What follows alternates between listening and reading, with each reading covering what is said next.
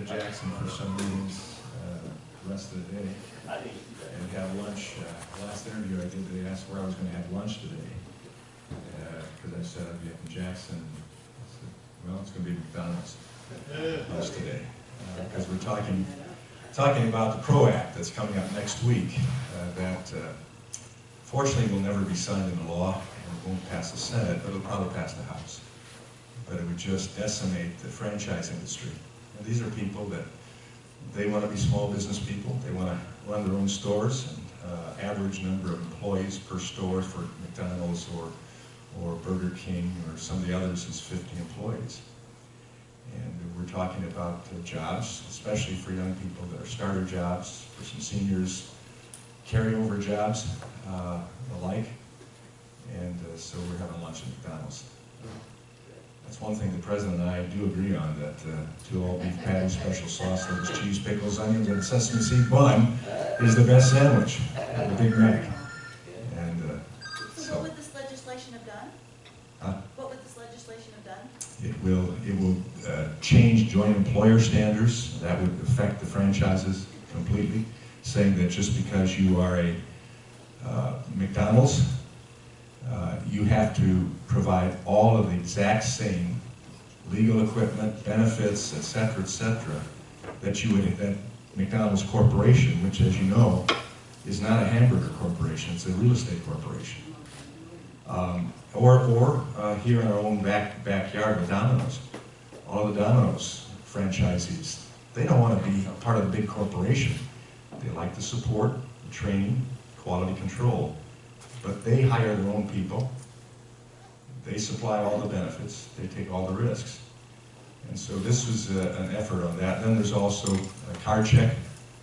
The bill also will take away employee right to choose in the states, step on Michigan and other states that have made decisions on their own. So it's a bad bill. And fortunately, it'll probably pass the House. But we'll go no further than that. Anyway, we want to get started here, and don't always have a police chief act as our moderator, and it's pretty impressive. So well, let's get on with it, and to get those questions, and we finish those questions, we can, if we have time, we'll open her up and have free exchange that way. But go for it. Okay, my name is Jeff Patterson. I'm the police chief, so if I do something, if I read something incorrectly, you just let me know. So Barb from Brooklyn, concerned about our Second Amendment. Could you explain how and if the states could limit that right?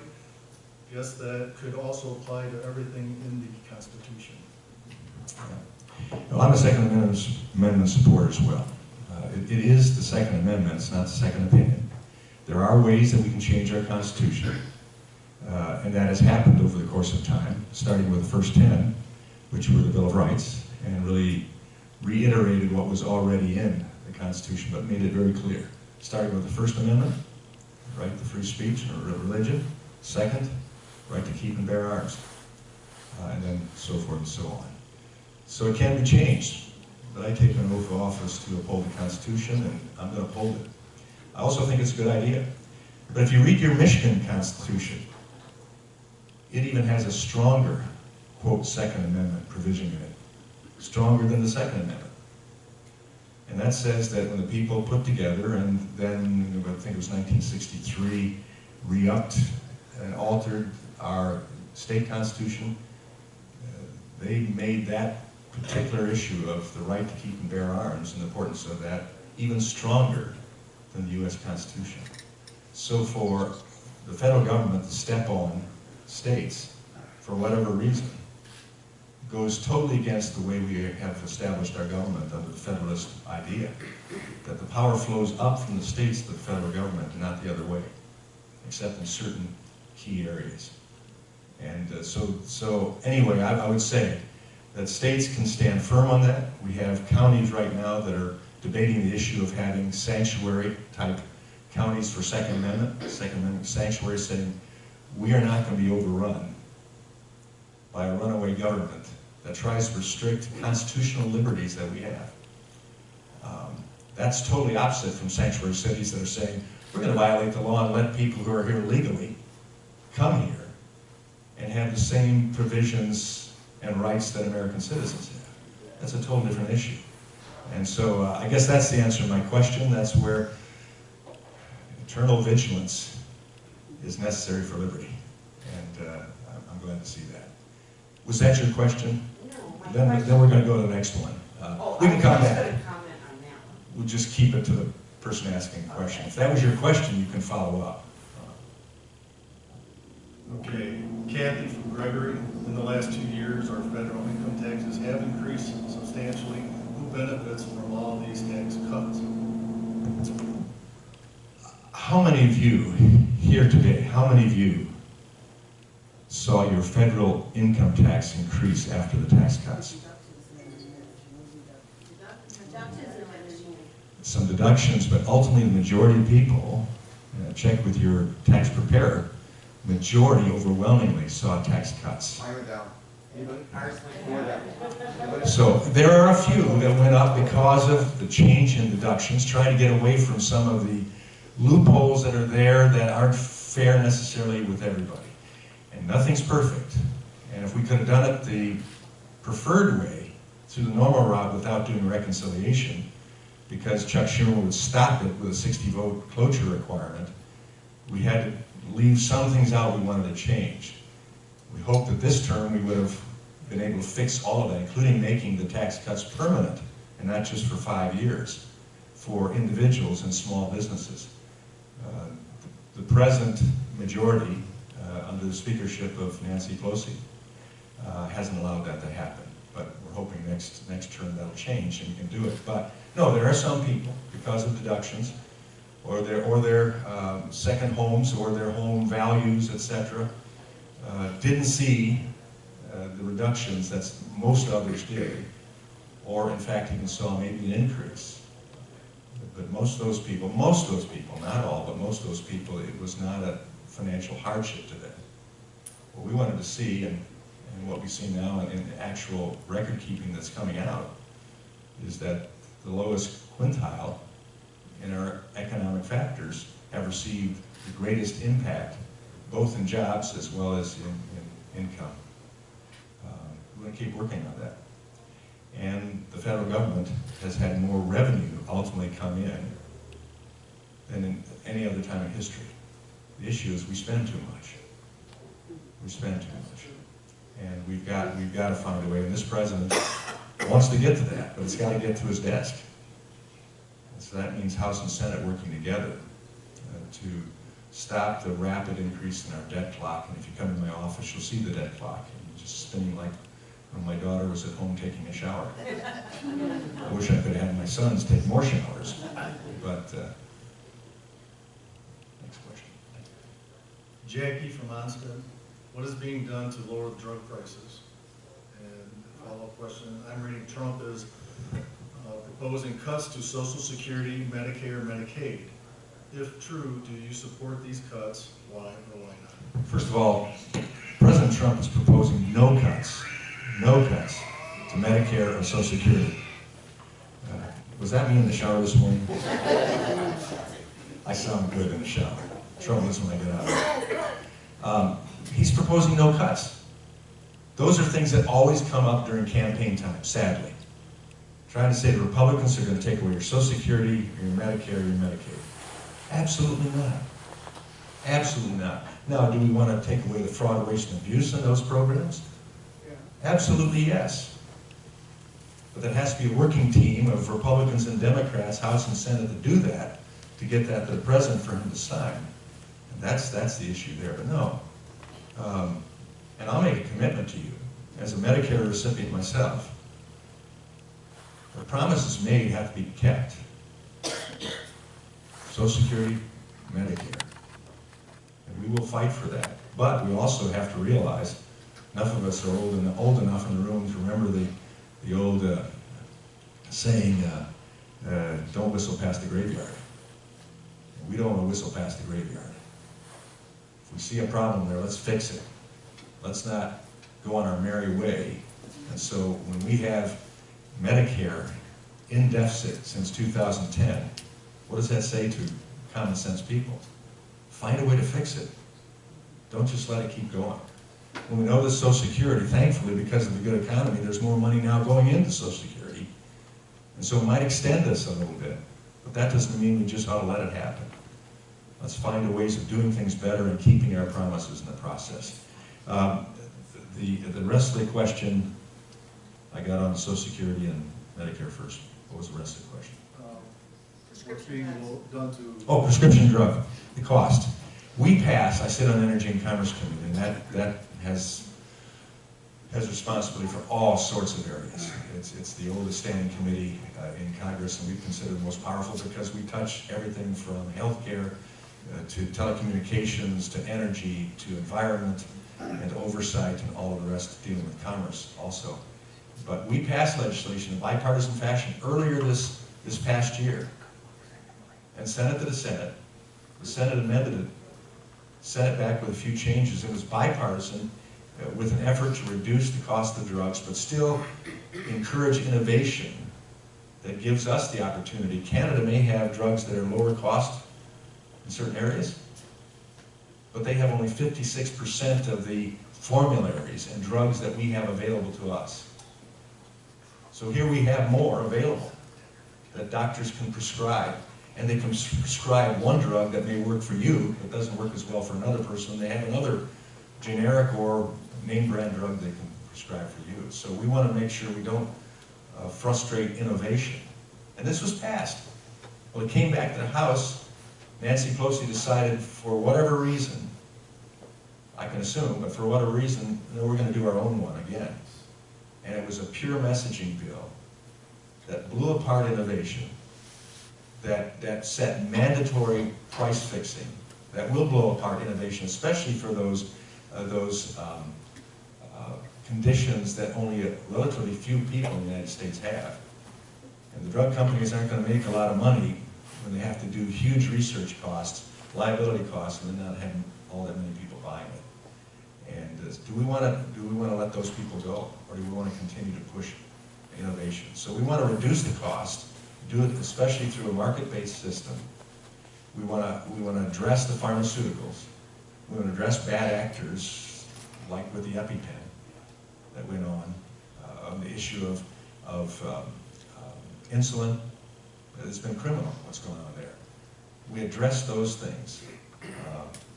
But to do carte blanche, to set a cap, all that does is stop our innovation, and we won't have the drugs necessary. But we'll keep working on it. That bill ultimately passed, went to the Senate, where it will die. The President wouldn't sign it, and we missed the opportunity to get the bill through that was bipartisan and get it done. And so we're still asking Nancy Pelosi to bring that bill forward. You feel sorry for the drug companies, though? I don't feel sorry for the drug companies. No, please quote me on that. Make sure it's on video, so it's there. I don't feel sorry for them. I appreciate a lot of drug companies. We have a lot of stuff that helps us, and we have medical devices that help us. That's why we want to do a medical device tax, which we did, finally, to encourage the continued development of things we have that other countries don't have. Can we do better? Sure. Let's keep at it. From the Joe Myra of Onsted, how do you feel about term limits? I'm opposed to term limits. That's not been hidden at all. Why am I opposed to it? Well, it goes back to my state legislature days when I was pushing for a part-time legislature. I like a part-time Congress too. That's how it was originally intended. The old saw that says work expands to fill the amount of space and time given. In most cases, when that happens, you start making up work. And that costs taxpayers when we're doing that. We could have defined time period. That would be good. Didn't get it done here in Michigan. I worked for 4 straight years, or 2 terms, to try to get that accomplished. We didn't get it done. But term limits were debated by our framers and founders. And they said the only way that this country survives as a free society, as a mark for the rest of the world on what true Republican democracy is, that's a constitutional democracy, is by having a system in place that forces people to engage. And that's why you read the stories in the earlier days, before social media and all the rest, that people would show up at the town tavern and they would debate the issue, the most recent law passed, the most recent court case, and they'd read these things by candlelight or whatever, and they debate those things. And then they call Daniel Boone home and say, why did you vote that way? It wasn't your right to give that money away. There's all sorts of stories about that, historically correct.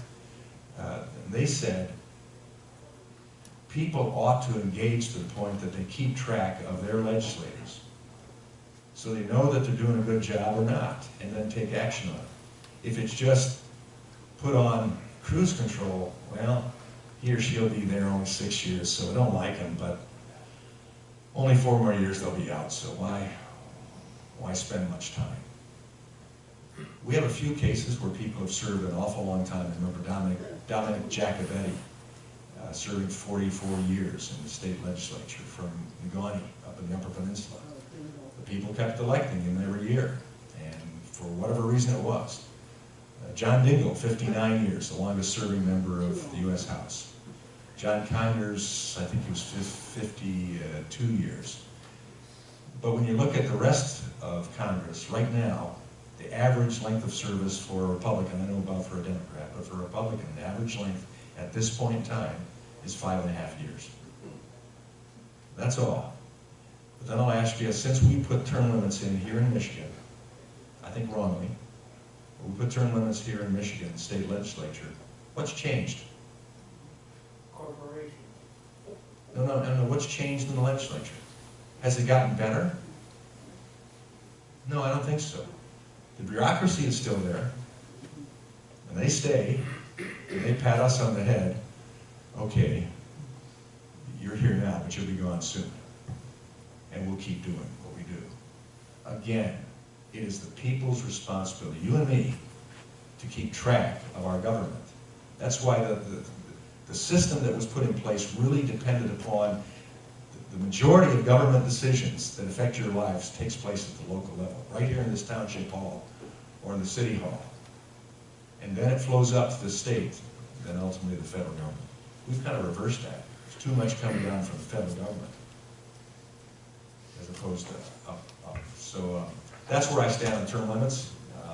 The people had their say here in the state. They put in term limits, 6 years for state House members, 8 years for senators.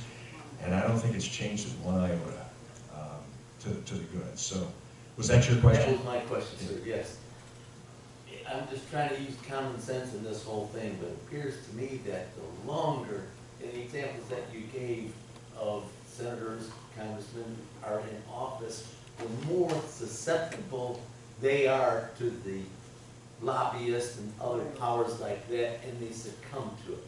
I mean, to me, it just kind of, there's more. Give me an example, other than John Dingell or the members. Well, the ones that you all mentioned, I mean, don't you think that in the case of John Dingell being in there for 50-some years is way too long? People liked him. He did whether I agreed with him or not. Right. Now, I represent a portion of John Dingell's old district in Monroe County. Right. And I'm a lot different than John Dingell, though John was my friend. We disagreed on a lot of issues, we agreed on a number of things together. But talk about Lindsey Graham, he's been there a long time. I don't, I'm not partisan in that way, no matter who. You know, he'd be a conservative supporting Trump very strongly, and he's been there a long time. You can see some others that have kept their conservatism. I like to think that I have. And that's why a lot of people still attack me in this district, which I've remained conservative. But it's up to the people to vote. I've said if they like what that person is doing, they have a right to say, we'd rather have you represent us than someone else, because you know the ins and outs of what goes on. I'm not going to be there 59 years. I can promise you that. My wife and I still have some things we like to do, but it's been an honor to serve. And I never expected this in my life. But I'm saying, if you can just assume that that person's going to be there for this period of time, it's too easy to say, well, he'll be gone, and we can get somebody else. So I think it was a brilliant idea of the framers and founders to say, let's do everything possible to keep our system of government from going on autopilot. And I think they're right. I could be wrong. I could be wrong. Corporation back when the former we had corporations. They were different corporations, but we had corporations. And to tell you what, I'm not an opponent of corporations. I will oppose certain things corporations do. But doggone it, I like the fact I can choose between a General Motors truck or a Dodge truck like I have, or a Ford F-150. I'm glad to have those choices. I'm glad when I was at Danny yesterday, the type of equipment they're making for tanks, for Jeeps, for a lot of other stuff. I love these corporations, what they do, but we have to make sure that they are treated under the law equitably, fairly, and within the context of what a free market system does. And no, I'd much rather live here in this country with corporations than in Uganda, where the corporations are Chinese. Richard from Brooklyn, what is your position on eliminating the no-fault auto insurance in Michigan? It's not my place. That's state legislature. I have my personal opinions, especially when we know of no other state that has no fault like we have. And my twin brother across the line in Ohio, had to be one person that went bad in our family. Buckeye. Just because he's a pastor doesn't make him good. He's a Buckeye, you know. But his auto insurance is a lot less than mine. So, but I'll leave that to state legislature to fight. I've got enough to get in trouble with in Washington. John from Onsted, why is it so easy to cheat on election fraud for the other party? Well, I'm not going to conjecture on that. I think for the most part, here in Michigan, I can't speak for all the other states, but here in Michigan, our clerks do a great job. And I've been in contact with our clerks some months back, making sure that they had received information that they felt was valuable to deal with cyber issues and the rest coming up to our next election cycle. We know that there will be bad actors that try to intervene in our elections, like Russia, like China. And we can name a number of other countries that are going to try to do it. Again, being in all honesty, we try to intervene in some elections as well, for our best benefit and for the safety and security of world populations as well. I hope we don't do some of the nefarious things that other countries do, but this is a constant issue to fight back on. And in Michigan, though I didn't like the outcome in last election, 2018, across this state, I didn't like it at all. The people voted. As far as we've been able to determine, there wasn't huge election fraud that went on. I'd like to be able to say as a Republican that there was huge fraud by the Democrats, and that's why we're in the minority in Washington right now, but I can't say that. And that's constant what we have to keep up, and that's why we need some of the cyber issues, and that's why we need our various law enforcement agencies that are overwhelmingly and clandestine forces like CIA and FBI and others do those things, are overwhelmingly doing good work. But we have some bad actors there too. And we have to ferret those out also. Well, I had, Was that your question? yes, it was. Okay. Well, you say some of these clerks say, I have, came out here about 10 years ago from me, and I was kind of a liberal over there. And I'm still getting stuff from people who previously owned the house I did to get, to fill out Absentee ballot. absentee Absentee. ballot. Now, why is that? Why haven't they cleared their name off of those books? I still keep getting Is stuff. it coming from the Cambridge Township Clerk's Office? Well, right around the corner. Well, I know, Talk to them. but why should I have to go and do that? Well, I mean, record keeping there's always a challenge, and mistakes can be made when Well, you have they said the humans. computer was supposed to make life easier for everybody, I just don't see that. Well, I can debate that, but I'm an old guy. But I couldn't live without the computer either. I couldn't live without right on my hip or the iPhone as well. But I don't understand it. But there are mistakes, and we, as individuals, that's why we don't put things on autopilot. We can walk into the clerk's office and say, hey, I've been getting this. I think you ought to check on that. Well, why are people that are deceased or whatever, or may, you know, they're still getting stuff from this? I don't know. I mean, it's human error that takes place. I'm sure I'm probably, well, I shouldn't say I'm sure. I could still be voting in Chicago, where I was raised, and cast my first votes. I still could be voting there, who knows? I'd like to think I wasn't, but You might have voted for it. I could have, but I've made all efforts to make sure people know where I live the last 40, almost 2 years, here just down the road. So we'll keep working at it. It's a continued. We're perfecting our union. Remember, that's the statement. We are working toward a more perfect union. That includes everything we do. Thanks for being here. Yep. Dave of Onsted, infrastructure spending. He's also talking about health care, reducing the cost, the balanced budget, and the Dreamer legislation. You'd like a position on that? Yeah. I was on the Air Force One last night with the president coming to Warren for his speech there at Dana. It was an exciting time of the 5 members of Congress, all from Michigan, that were on that plane. We're being called the Fab Five now. I still can't jump, so I don't know how they would do that. But the 5 of us worked together to really gang up on the president until finally he just threw up his arms at one point, walked out of the room and said, "Hey, you guys are being too tough on me." And then he said, I'll send the speechwriters and talk to them. And then later on we were called back to his office to discuss the wording of the speech on the issues that we had talked to him about addressing as being very important and gave background on it. It was pretty cool to see how it works and how his mind thinks to help where he can citizens of this country, which he thinks of as all his neighbors. And anyway, this guy wants infrastructure. He's a builder, and he's been frustrated that that's one of his promises that he's made. He's made a bunch of promises that he's already come close to completing or completed, USMCA being one of those. But that issue of infrastructure, which isn't just in his mind, we confirmed it yesterday as well, in conversing with him, isn't just roads and bridges.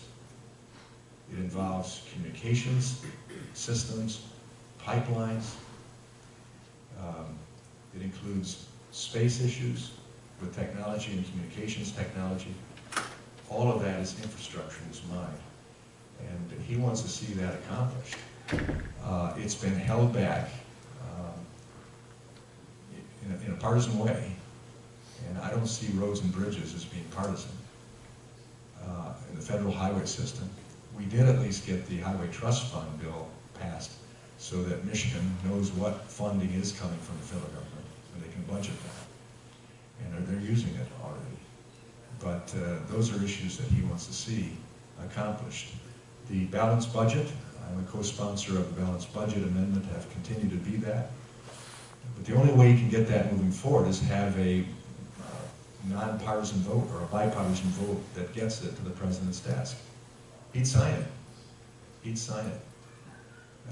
When we have a budget that's made up of mandatory spending and discretionary spending, discretionary is the only part that we can get to without having the president have to sign a bill. We can reduce discretionary spending just by our budget. This majority didn't offer a budget last year, and it looks like they're not going to offer a budget this year. How do you deal with budgeting without a budget? The president will offer a budget, and as we've often said, the president proposes, Congress disposes.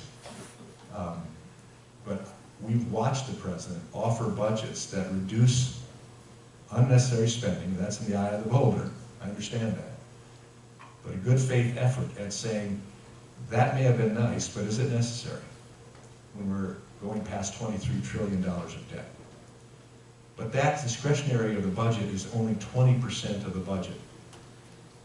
20 to 25% of the budget. The rest is mandatory. And what are the mandatory issues? Some would say defense? No, that's discretionary. Education? No, that's discretionary. Interest. Pardon? Interest.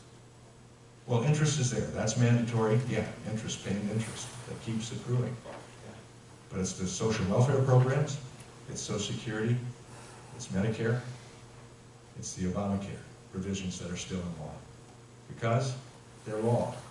And they were signed by the president, so they have to be taken out or altered by a president's signature. We can't get those to the president.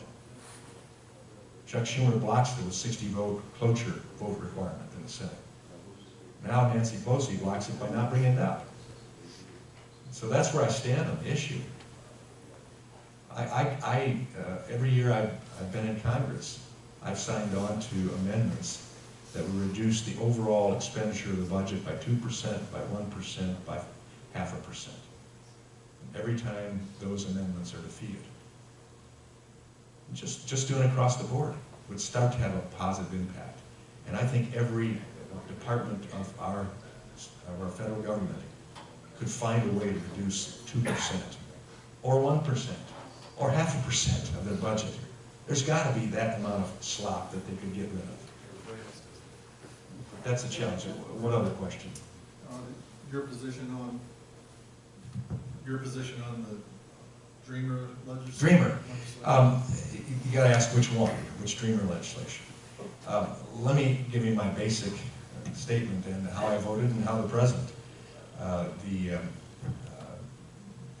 Dreamers that are out there that we've classified, or President Obama initially classified, were about 700,000 at the time.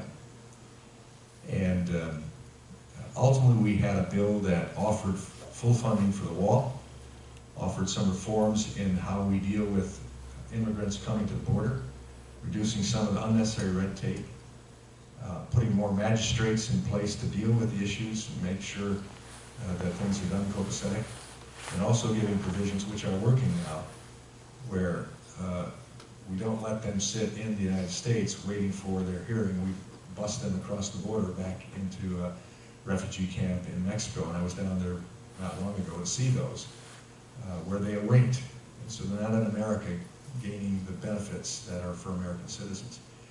So we had bills up for that. I supported that and said the 700,000, we'll accept that. We won't give them the right of citizenship. We won't give them a pathway to citizenship without going through an extensive process over years. Because regardless of why they're here, many of those Dreamers were brought by their parents through no fault of their own. But if we're a nation of laws that everybody has to live under equally, we have to keep that principle, right? Yes. So we want to deal with some compassion. We also want to make sure we understand if you come here, you're going to come legally. And because, going back to Reagan and the following presidents, including Barack Obama, we let people come in and mushroom, doesn't mean we have to just say, que sera, sera, whatever it will be, and that's how it is, and we accept it. And so I voted for that legislation and supported that legislation. The president supported legislation that went, I think, up to 1.3 million in order to get the other provisions of building the wall, etc. None of that has been passed in a bipartisan fashion, and so now it's piecemeal stuff that's going on. I'm thankful to say that because of that piecemeal stuff, including the wall construction that continues on, we have seen a drastic reduction in the amount of illegals that are coming across. And some of these illegals are good people, of course. Wouldn't you want to come to America when you're coming from some of the places that they're fleeing? Of course. But, as Reagan rightly said, a nation without borders is a region. Let's make the gates swing wide and free to people who want to experience the American ideal, live by our laws, speak our language. I ascribe to the same thing that Reagan ascribed to. Eric from Onsted, why are we negotiating with the Taliban without the Afghan government being involved? Well, it's debatable that we are negotiating without the Afghan government being involved. Again, that is it's a strange mix that's there. And having met with the President and Prime Minister of Afghanistan, man, what a job he has. Day to day, just staying alive with the forces that are there. issue is we are negotiating toward a successful conclusion. But I think this president, rightfully so, as well as a number of us, myself included, see that there is a point in time where it's about as far as we can go. And I think that's the reason why, in the case of Soleimani being vaporized off this earth, thankfully so, the president had to be pushed into ultimately making that decision, calling for it to happen, because he believed that what we need to do is extricate ourselves from Iraq, Afghanistan, from Syria, and ultimately come home and say, the rest of the world, you've got to commit yourself if you think that needs to continue. But when he saw the opportunity to get Soleimani and what that would mean in the leadership functions of Al-Qaeda, he made that decision knowing that it might extend the time that we would have forces there for various reasons. But I think ultimately still his position is gain what we can as America from the oil fields. Why shouldn't we? We paid for it with our blood. Let's get something in return that says, America, thank you for taking out Osama bin Laden, Saddam Hussein, and other cockroaches that are over there, and still some more to get. But as long as we can protect our shores, that's the most important thing. And I think the negotiations are toward that end of saying, listen, we're for peacekeeping, but that's going to be it. And let's move direction back to the United States. Stephen from Monroe, should Congress members who sleep in their capital offices reimburse the Treasury for the cost of rent and utilities? Let me ask a question this to Stephen. What additional cost is there for an office that is heated, that has air circulating in it in the night, and the lights go off when I leave my desk, whether it's 10:30, 11, or 11:30 at night, after my staff, thank you staff, gives me their homework for me to do, and get that done. And the lights are turned off, the toilet is flushed the last time, and I lay down on my air mattress and breathe the air that will continue to be there. What additional cost? Oh, by the way, I vacuum my own office area. I don't vacuum the staff areas outside, but my own office area, I vacuum every night that I'm there. What additional cost does it add to me getting up, and the alarm goes off at 5:30, going to the restroom that I would use the rest of the day in my office, and then head down to the gym. Is that an understandable term? To talk and communicate with my colleagues, both Democrat and Republican, in the locker room and in the workout room, and sometimes even the shower room. What additional cost is that? This week it's been tremendously ugly for me sleeping there because they're totally redoing the garages below our office building. And the pounding and the drilling that went on from 8:15 in the evening to 5:15 in the morning. And I know exactly when it turned off, and looked at the clock, it said 5:15, shaking the building. So it was, they should have paid me for that. But no, I hear this. But what's the big deal about a member of Congress sleeping in his or her office? And there are a bunch, Republicans and Democrats, that do that. Some on air mattresses, some on a hide-a-bed, whatever they choose to do. But we're there working late in the evening, in most cases anyway. And so to hold that against me for living now 11 years in my office.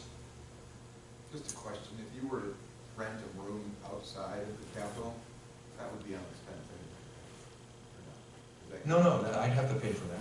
Sure, I'd have to pay for that. But I guess the question was the cost to the taxpayer. There was no cost to the taxpayer. Pretty difficult to travel around Washington also. For any of us. It's more efficient. I have no travel time in the morning. I can be there for early morning meetings, which I am regularly. And I think it also reminds me, the neatest thing is when I roll off that air mattress out of my sleeping bag every morning, I'm reminded that this isn't my home. My home's back in the 7th District. And I'm only there, on average, 9 nights a month. Is there Stephen, an you can follow up with your question. Is there an accounting of how many congressmen do that, which ones they are, and just make No, there that isn't. accounted? No, there isn't. Should that be accounted for? No, not at all. I think you should account for the type of pajamas I wear. If I'm causing a problem with my staff, we have ethics rules on that, and they're pretty significant. So I lock my door. My staff slide stuff under the door if they're still there. I don't walk around in my pajamas. No, I don't think I have to tell other members. Some have made it plain. Speaker of the House, Paul Ryan, slept in his office for 20 years. He made that public. His constituents loved it. There are other leadership members now that sleep in their office. I won't give their names away. I think people think too often that we live a lifestyle in there that is way up, luxurious in standards. They don't realize what goes on with a lot of members, and those that can't sleep in their offices, they just can't put up with the cleaning crew noise and the rest that go on. They pay exorbitant fares and generally have roommates of other members and sleep on bunk beds. Kind of nice if we had a dorm setting. We don't have it. That would cost money for the taxpayer, and my sleeping in my office costs the taxpayer nothing. And oh, by the way, as I said, I vacuum my own and I dust my own room as well. So, Are there limits for how many people can live in an office? Can staffers stay in there too, or No. who oversees that? the staffers don't stay in the offices. Are they allowed to? Are they stopped if it's? I don't want a staffer to stay in the office. They got families, they live in the area, they gotta get home to their kids and their wife. So Stephen, if it's a problem with you, I'm sorry. It's not a big deal. I think most people wanna know what I'm doing with my time in making government go and trying to let the taxpayer experience something good for them. And not a taxpayer has expressed any concern except you about me sleeping in my office. Let's go to the next question. Sally has several questions, so I'll just read one first here. Why give illegal driver's license and social security? Why give illegals driver's licenses and social security numbers? There is no good reason to do that. I oppose that. I oppose sanctuary cities. I think we ought to take all of their dollars, federal dollars, away. I think we ought to put mayors in jail for doing that. Violating U.S. federal law.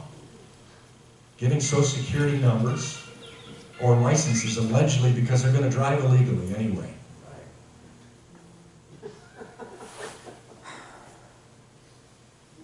Then why don't you drive illegally? Why don't we let that happen? No, we're a nation of laws. I don't like all the laws, but I know everybody else has to live under those laws, so until I can change it, I live under it.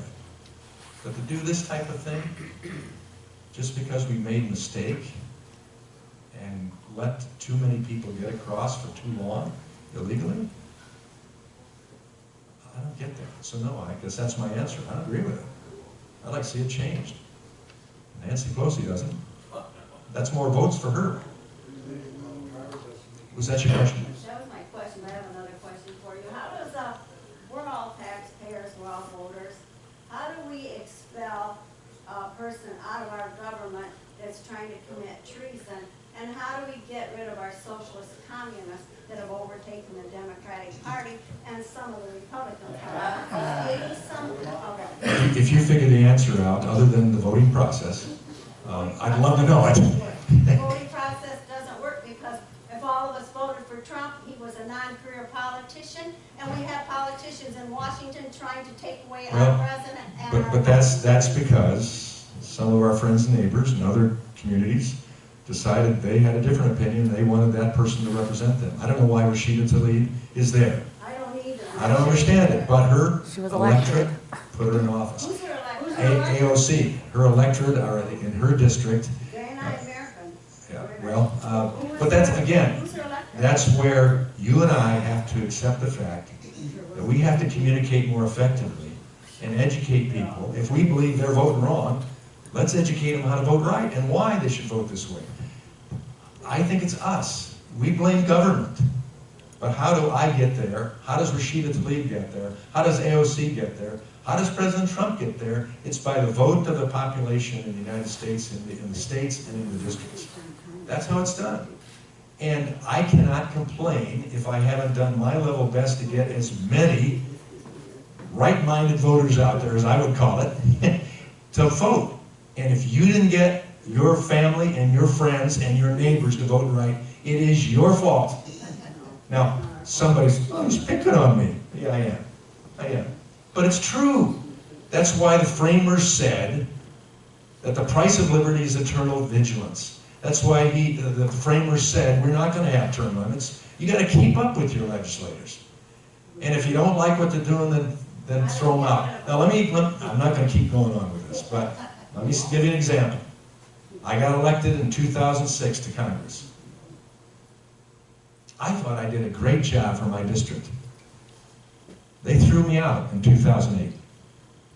Sent me home, sucking my thumb. Why is everybody picking on me? But that was the right of the people to do. I think they were wrong, but they did it.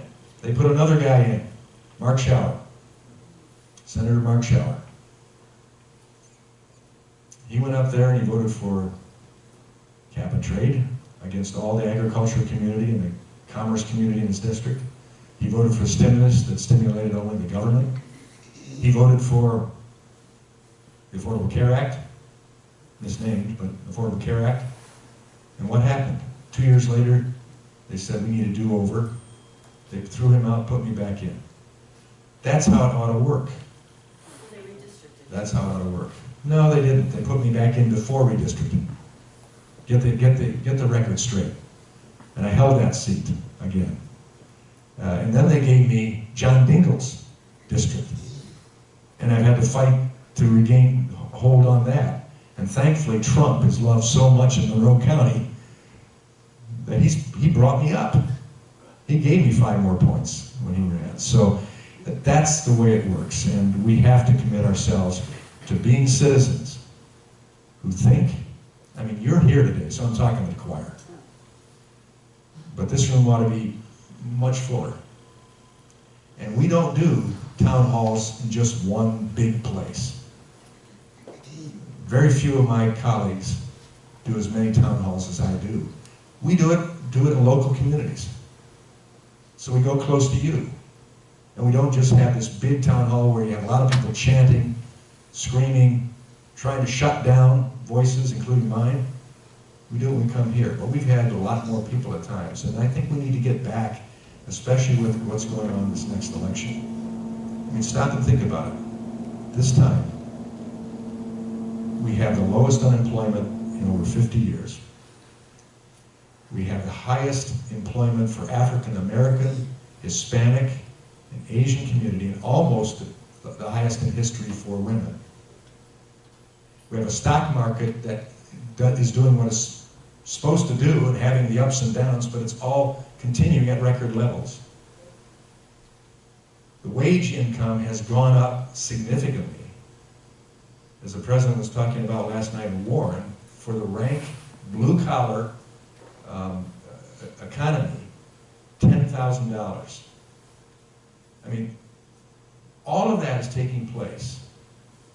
We have 2 Supreme Court justices that understand the Constitution. We have federal judges in record proportions being appointed and put in office that are upholding the Constitution now. And what happens? We impeach the president. And now he gets USMCA passed and signed. Does away with NAFTA. that will provide approximately 7,000 new jobs to Michigan.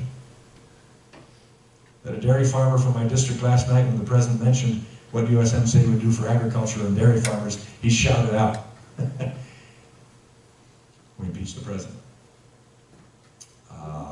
Something strange that's taking place here. So anyway, we'll keep working at it, but it's our responsibility as citizens. We can't blame it on anybody else. We have to work at it. Next question.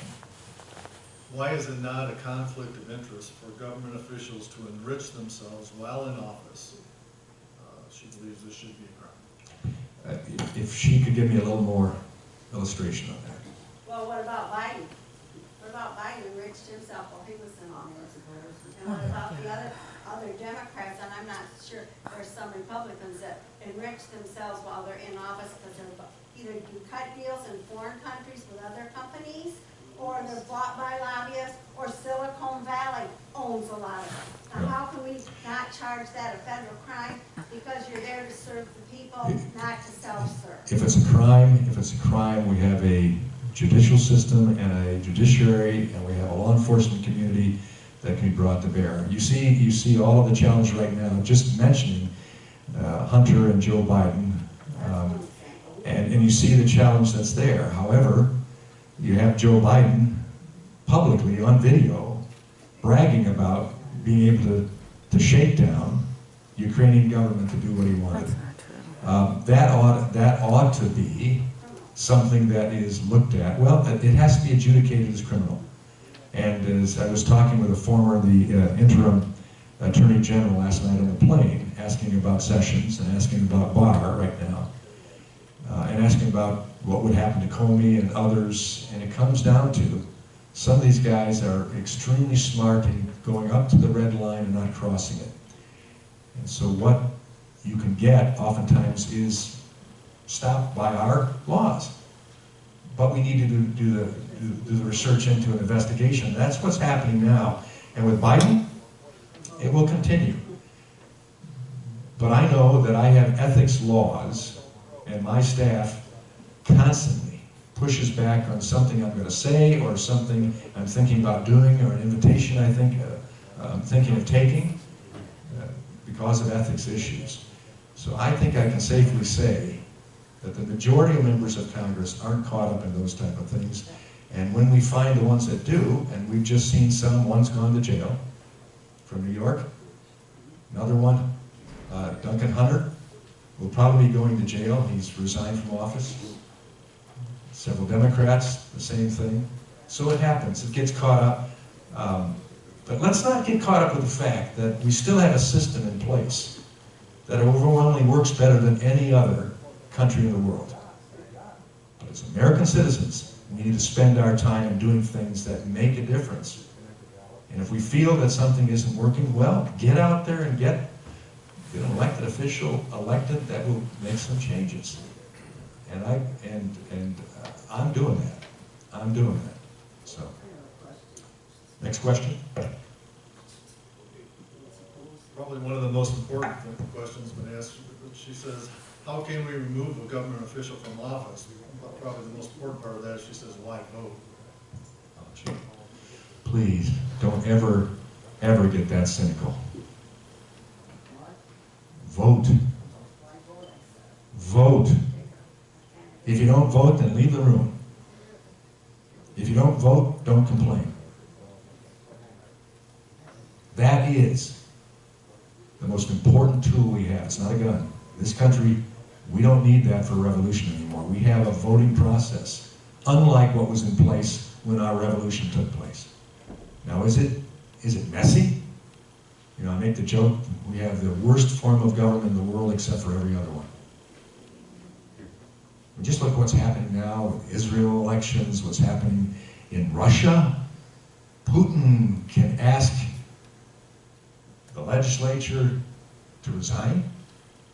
I wonder what those comments to the parliamentarians were, the Politburo. I'd like you to consider resigning at, I've got a picture of your wife where she's at right now.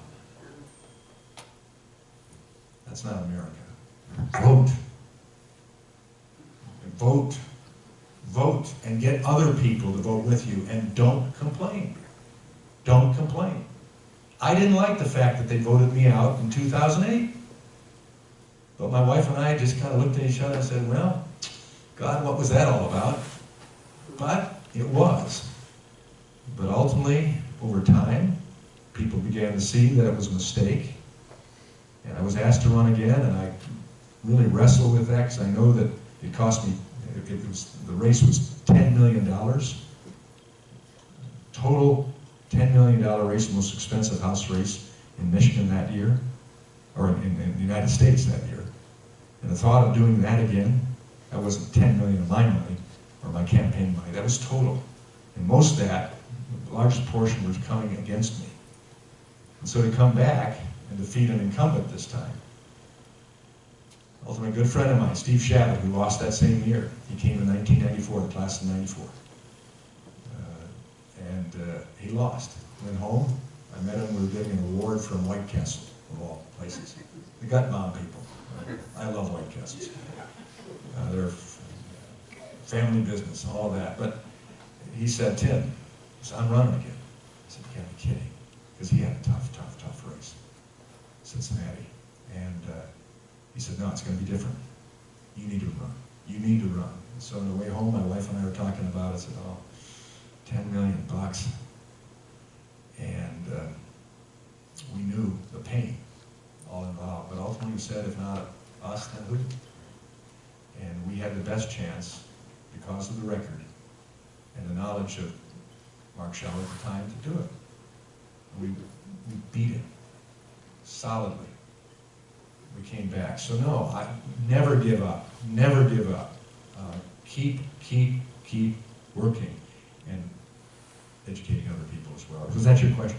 That was one of my questions, but however, that paper wasn't long enough to write the rest of it. Well, no, I want to get to the rest of the questions here. People who wrote questions as well. So, and then we'll come back. We'll come, I think.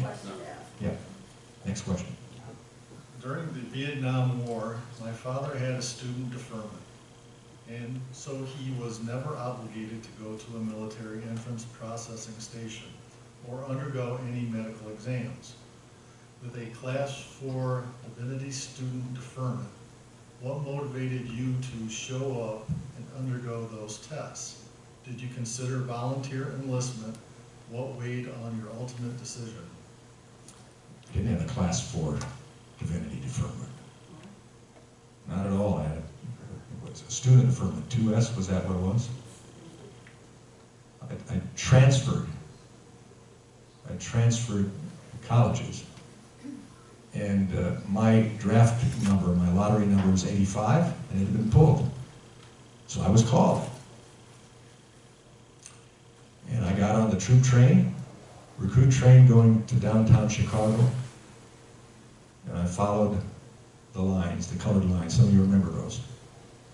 And I bent over when they told me to bend over. I took the tests. And ultimately I wasn't called. And I've had the privilege numerous times now to walk past the Vietnam War Memorial and thank God that there was somebody else that probably took my place that might even be on that wall. Maybe not, maybe they came home, and I thank God for that. And I've had the privilege of pinning on the little pin, just a little pin, commemorating the 50th anniversary of the Vietnam War. We've been doing that now for 3 years. And to be able to say to each of those veterans of the Vietnam War that served when I was called to go down and take the test, but then wasn't called to go, I've been able to say to them, I want to say thank you on behalf of a grateful nation for your valor, your sacrifice, and your commitment to the cause, and the fact that when your nation called, you came. Welcome home. God bless you. And I say that to Korean veterans too, and all veterans. This country is made strong because men and women continue to be willing to serve. I was willing, but I'm serving now, and sometimes in great combat. I don't have bullets whistling past me yet, and I have good law enforcement authorities that occasionally have to come out to my house. But I'm willing to serve. So whoever got that information, whose question was that? I thought so.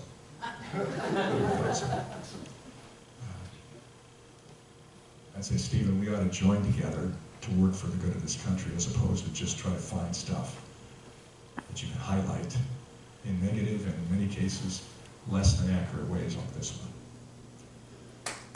Next question. Mr. Lincoln.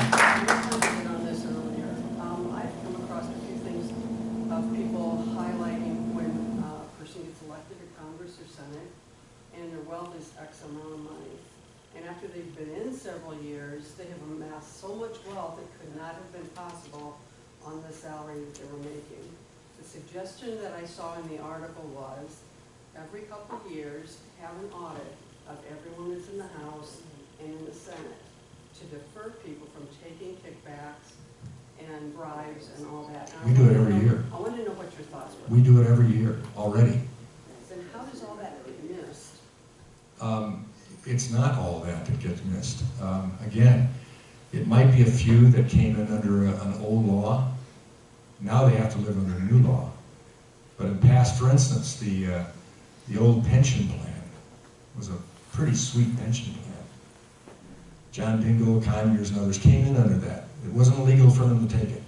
That's what it came under. The Constitution, in fact, makes it clear you can't be diminished from what you came in under. I didn't come under that. I came under basically a 401k plan.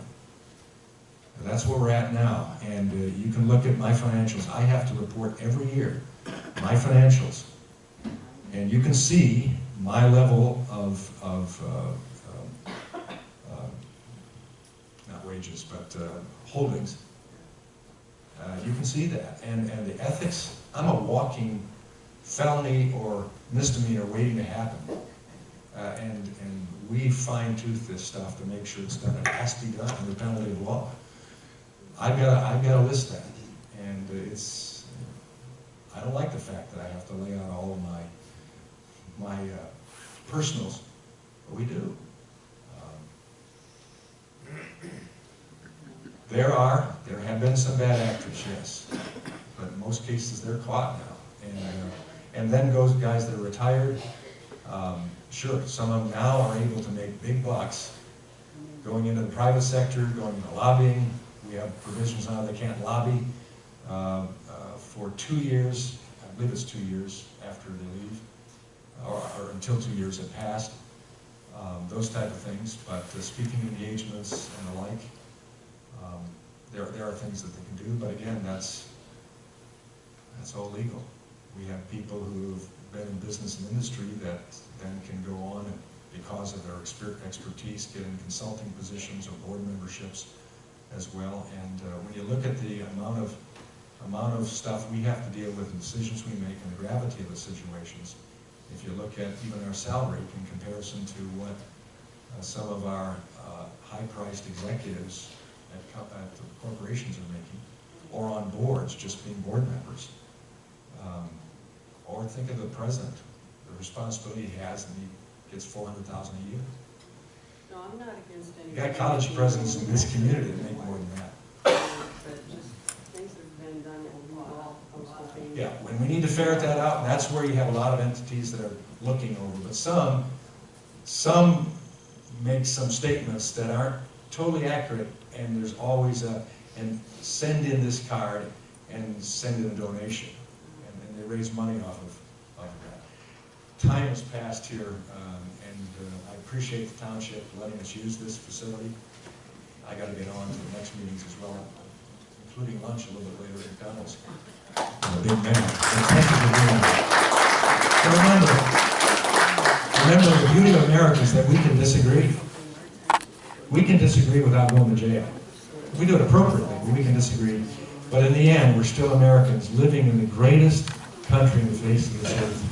And when I come back from Iraq or Afghanistan, when I come back from Africa, and I set my feet on America's shores again, oh, what a wonderful place. Have a good day.